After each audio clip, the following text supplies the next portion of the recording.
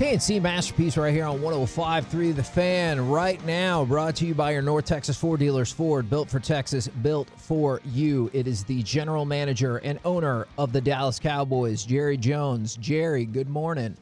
Hey, good morning, Kevin, Corey, Mike. Good to be on with you, and let's go to Seattle. So this morning, Mike McCarthy said where he was from, everyone had at least two nicknames. Do you have any nicknames that we're not aware of? No, I probably do not. You've heard me called every damn thing there is in a dictionary, so I'd be hard-pressed to be imaginative to go from there. And I'll answer any of them, by the way. Well, Jerry, my question is this. That was an unbelievable comeback last Sunday, one of kind of those ones that we'll always remember as Cowboy fans. Can you remember another kind of miracle comeback that you've had as a general manager, owner, or when you played at Arkansas, one that kind of sticks out in your memory, in your life, of one of those ones where it just didn't look like it was going to be your day and somehow you ended up winning the game? Well, you've seen it alluded to in the media over the last week or so, but the great win we had with there in Buffalo with Romo. Yeah. Was one that really sticks out in my mind. It was one we shouldn't have gotten out there with, and had to re-kick the field goal, extraordinary field goal twice, and had overcome quite a few turnovers up there. But that one would be on par with it. I would say this, that we have, frankly, a lot of respect for Atlanta, their quarterback. I don't mind telling you that when we got down, contrary to what I've seen written and as witnessed by the experience they had in the Super Bowl when they lost a big lead, this team could be really hard to outduel when you get a game going. And so that when we started getting down by multiple touchdowns, I really felt that it was going to take us at least getting back even again on the turnovers. And, of course, the key one in the equivalent of the turnover, and was a turnover, was the onside kick recovery. But still, no, I don't recall one that I really had in the grasp of defeat, that we came back here and got the job done. It was great, and it was good for everybody concerned. I was glad that our fans, we've had a period of time here where people, in general, fans, for what we've kind of had a unique off season here. We're playing football games almost before we realize it, and I think this will create a lot of excitement in our fan base as well. Jerry, Kevin and I have been working on this show we're working on our 10th year now, and I still, before every show, get a little bit nervous. And I see you're going up to Seattle. You got a really good quarterback. You got really good wide receivers, and your secondary has kind of been beaten up just a little bit. Do you still get nervous before these football games or any moments during these games while you're watching? Oh, absolutely. It's actually my favorite part of all of it is the anticipation the night before the game, thinking about as you get up the morning of the day of the game, and it, frankly, from a timing standpoint, for me, it's always been the best part. And of course, when you think about going to Seattle, I'm anxious to go up there one time when that crowd just absolutely didn't influence. Frankly, just about everything about a football game. That crowd is intimidating up there, and it is going to be good to hit them at a time when our adjustments we're making and fan adjustments we're making will diminish that crowd edge to some degree.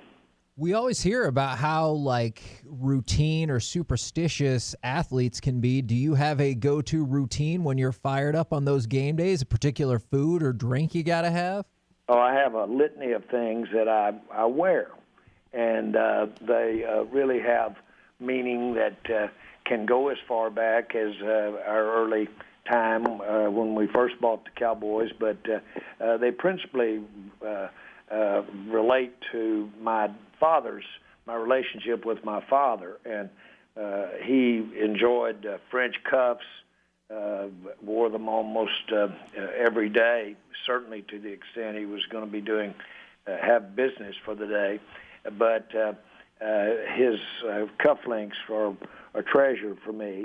As a matter of fact, when I was just right out of school, I was selling life insurance, and I got a jeweler in exchange, kind of a barter thing for the life insurance.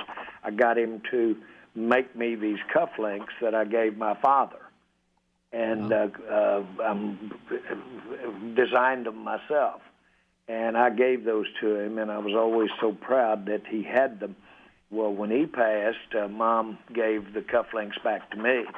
And I usually have, no matter what, if it's important enough to think about, French cuffs or not, I've got one of those or both of those in various pockets in various places. I've put them every place you can imagine.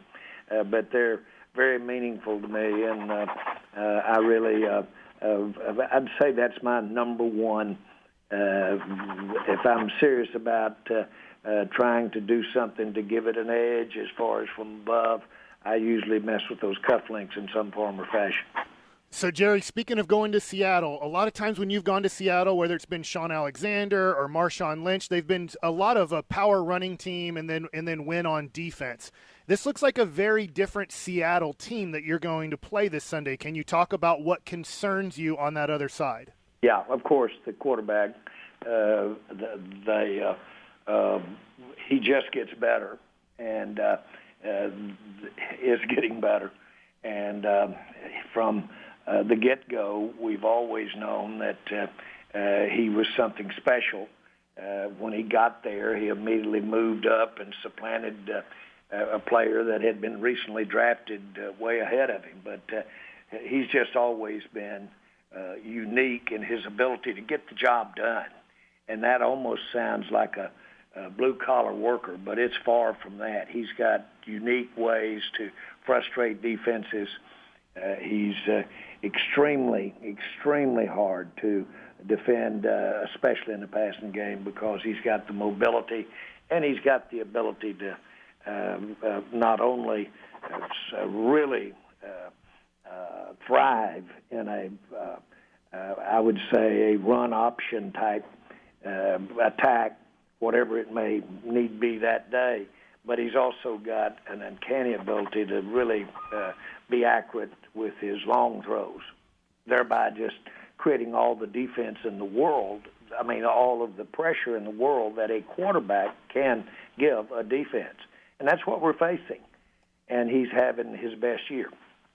Jerry, the Jalen Smith talked a little bit about scaling back the defense and changing things up a little bit. Is that because of coaching, or is this a player situation here? Well, I think coaching, if you interview and talk to coaches, I've never met one that didn't say, I let my coaching dictate my players and the skill of the players. I adapt my coaching to that skill. I adapt my schemes, if you will, to some degree. Now, that's an oversimplification, and we do know that whether it be technique by individual players at different positions, or whether it be an overall philosophy of defense, we do know that wins the battle at the end of the day when you put a defense on the field. On the other hand, uniquely, we've got players, and even the ones that we've brought in just this year, the handful that we brought in this year, have excelled, and I mean excelled, in doing some things that in specific incidences or where they've had their big success, and specifically it relates in my mind to the pass rush and relates to how we're doing and what we expect from our defensive linemen. And I think that adjustment is going to be interesting. It was always there. It was always going to have to be addressed because of how we have for a long time around here played our defensive linemen. And we're doing that. And I would have expected it to be adjusted for as we try out how our players are going to be used to get the pressure on the quarterback. One of those players, DeMarcus Lawrence, are he and Tyron Smith, as far as you know, still classified as game time decisioning? Can you tell us a little bit more about what goes into that? Is it just what you see that morning? Is it what the player tells the coaching staff? How does that get decided? Yeah, of course, a tremendous amount of a decision is based upon, without being trite, the trainers as well as the doctors get a big read from how the player feels. And so that if you were out watching on the field before the game and about an hour or so before the main warm-up of the entire team comes out, you'll see those one or two players that are in question. You'll see them out there having a fairly exerted workout, and that's really trying it out before the game to see if they're going to be able to compete with whatever's bothering them. And that's what happens. And they go out there and they see how they're moving. For relative to what they've been doing, let's say the last week on any given player, they'll have a pretty strenuous workout right out there before the game, and that'll determine whether they go or not. Is that how you would classify Tyron and DeMarcus Lawrence for Sunday? For lack of for probably more lack of more specifics, and that's as far as I can go, as far as I know. So, yeah, that's what's going to happen. So let's talk about the tight end situation. I know Blake Jarwin was supposed to have a big year this year. You guys signed him to a good contract, got hurt. Dalton Schultz had a great game in his first start. Is this something that he can be consistent with? I know maybe not 9 catches, but can he be a consistent, good starting tight end for you? They have the pedigree. In other words, do they have the opportunity to be starters and perform at a level that you expect an NFL starter to perform at? When I say they, that's the balance of our tight end group other than Jarwin. And so, in a way, it's not surprising at all, given the opportunity to see them step up. If we had a position on this team that you could use the term next man standing, which means that if you lose somebody, here comes, and it's just an opportunity for the next guy. Well, in the NFL, we know there can be a substantive drop-off between the guy that was that is the starter and paid like it and drafted like it, and we know there can be a drop-off, and should be and is. If we've got one of those positions on this team, though, it's tight end. And these guys that we have through the entire depth of tight end have an opportunity to step up there and really distinguish or make a step up that they haven't so far. And his game was the classic of doing it. And I'm looking forward to seeing where he goes from here. He's very smart. And not only that, he's physical. He's got the tools. And that game was very good for him individually, confidence-wise. Jerry, there's a defensive tackle that is going up to Seattle. He's been visiting a couple of other teams, Damon Snacks Harrison. And you talked about the defensive line, the defensive front. If there's a guy in the middle that can really do some work, do y'all have any interest in him right now? Well, I think that we're pretty satisfied with what we have on our roster. Poe is just really performing at higher than expectation level, and you're seeing not Poe, but Poe. Yes, Poe is, but you're seeing in our young Christian Hill.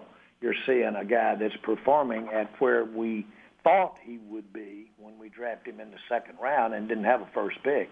When we drafted him last year, he is really stepping up, and he's one of the highlights of the guys that have stepped up and playing at a high level, and he's can get nothing but better. I'm talking about Christian Hill. Well, we appreciate your time as always, and we can tell you're hyped up to roll into Seattle, get those cufflinks ready to go, and let's go get a victory. Bad guys, and great day. You can live more than the allotted time for a win. When you get a win like the one we got Sunday.